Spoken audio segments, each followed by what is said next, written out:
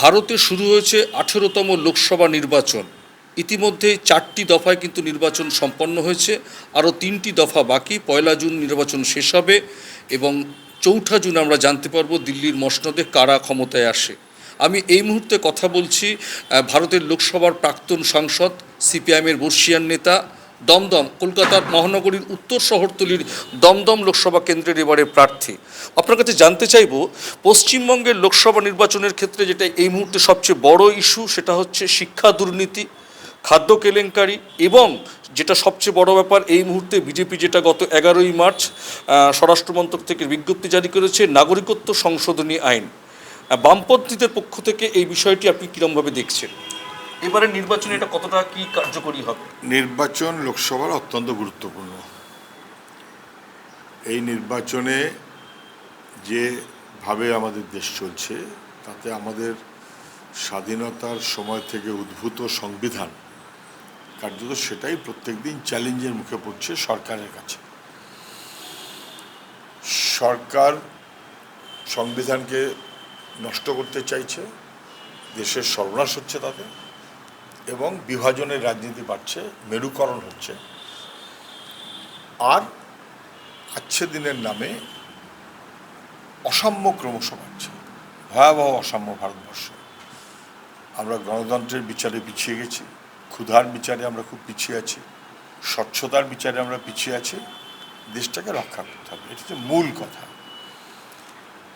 এবার কেন্দ্রীয় সরকার তার সঙ্গে সঙ্গে একটা নাগরিকত্ব আইন এনেছে, মানে সবাইকে দরখাস্ত করে বলতে হবে আমায় নাগরিকত্ব দাও। তার মানে মানুষগুলো নাগরিক নয়, তো মানুষকে বেনাগরিক করার প্রচেষ্টা, এটা আমরা মানছি না। তার বিরুদ্ধে রায় দিতে হবে, তাহলে মানুষ বিপদে পড়বে। ইতিমধ্যেই আসামে 19 লক্ষ মানুষ বেনাগরিক হয়েছে। আবার তেমনি পশ্চিমবাংলাতে যা চলছে সে আরেক ভয়াবহ, লুট দুর্নীতি ভয়াবহ, চাকরি বিক্রি নানাবিধ, এই সব যা চলছে, এখান থেকে বাংলাকে বাঁচাতে হবে, দেশকে বাঁচাতে হবে। এই মনোভাবে আমাদের এই লড়াইটা মানুষের রুচির লড়াই, দল বদলের না, নীতি বদলের, আমাদের দিন বদলের।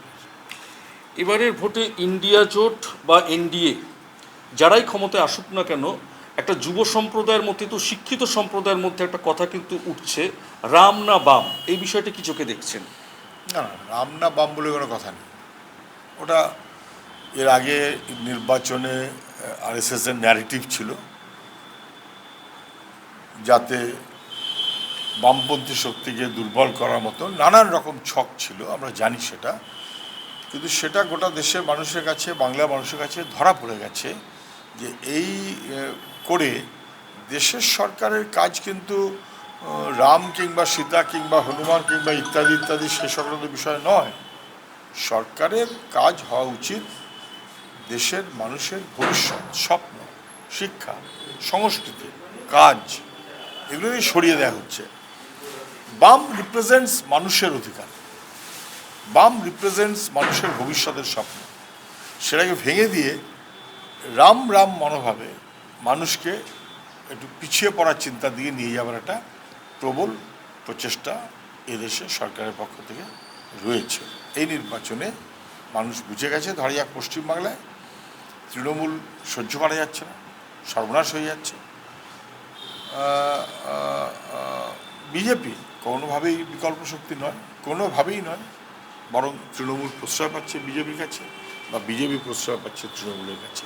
ফলে তৃণমূল বিজেপি বিরোধী সমস্ত শক্তিকে ঐক্যবদ্ধ করাটাই আমাদের কাজ। শেষ প্রশ্ন, ভারতের কেন্দ্রীয় সরকারের অধীনস্থ একটি সংস্থার রিপোর্টে বলা হয়েছে যে 40% লেফটিস্টদের পক্ষে থাকবে, 43% বিজেপির পক্ষ থাকবে, 17% লোকে না বলেছে। কিন্তু সেই জায়গা থেকে উভয় পক্ষের কাছে কিন্তু একটাই ইস্যু ছিল যে বেকারত্ব এবং দুর্নীতি, মানে মূল্যায়ন সবচেয়ে বেশি। সেই জায়গা থেকে দাঁড়িয়ে যদি আপনি জিতে আসেন লোকসভায়, বাঙালির মুখ হিসেবে কি বলবেন? এই নির্বাচনে বিজেপি পরাজিত হবে, সেটা বিজেপি বুঝতে পারছে। 400 আসন দিয়ে শুরু করেছিল, এখন 300 আসন বলতে পারছে না। বিজেপি পরাজিত হবে, নানান ছল কল নানা কিছু করছে, কিন্তু সেটা মানুষ বুঝতে পারছে। এই দেশে বেকারিত্ব এখন সর্বোচ্চ ভারতবর্ষে, শিক্ষা এখন কার্যত প্রায় বেসরকারি হয়ে যাচ্ছে। স্বাস্থ্য মানুষের সরকার দায়িত্ব থেকে সরিয়ে নিচ্ছে। গবেষণা সহ নানাবিধ যেটা জরুরি ছিল সরকারের উদ্যোগ ক্রমশ ঘাটতি হচ্ছে।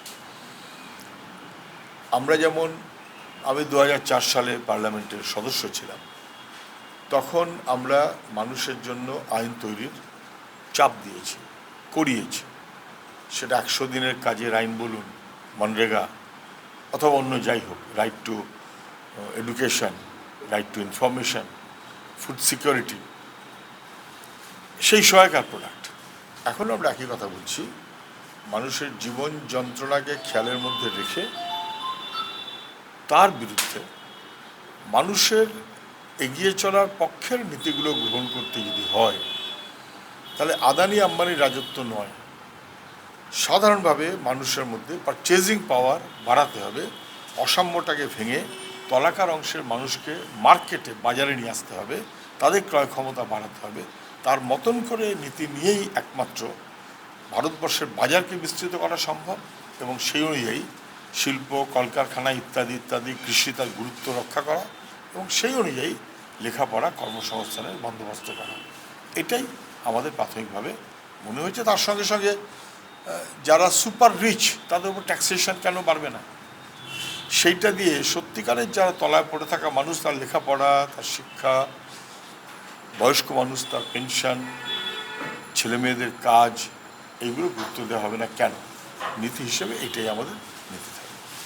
আপনাকে অনেক ধন্যবাদ। আমরা কথা বলছিলাম বামফ্রন্টের বর্ষিয়ান সাংসদ, এবারের দমদম লোকসভা কেন্দ্রের প্রার্থী সুজন চক্রবর্তীর সঙ্গে। উনি যা বললেন সেটা আমরা আগামী দিন দেখতে থাকবো। আমাদের পরবর্তী সময়ে আরও রাজনীতিবিদরা আমাদের ক্যামেরায় আসবে। পরমাশিস ঘোষ রায়, RTV ইন্টারন্যাশনাল, কলকাতা।